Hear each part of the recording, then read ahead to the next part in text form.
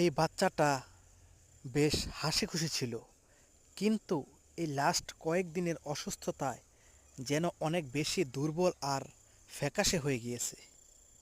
একটা মাই হয়তো বুঝতে পারবে সন্তানের এই অসুস্থতার ব্যথা। আমরা বড়রা অসুস্থ হলে অনেক বেশি কষ্ট অনুভব করি, কখনো কখনো কষ্ট অনুভব করতে করতে কান্নাও করে থাকি। তবে হাজার কষ্ট হলেও কাছের মানুষের সাথে শেয়ার করতে পারি নিজের কষ্টটা।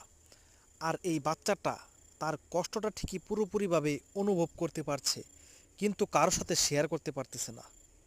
কি বেদনাদায়ক কষ্ট!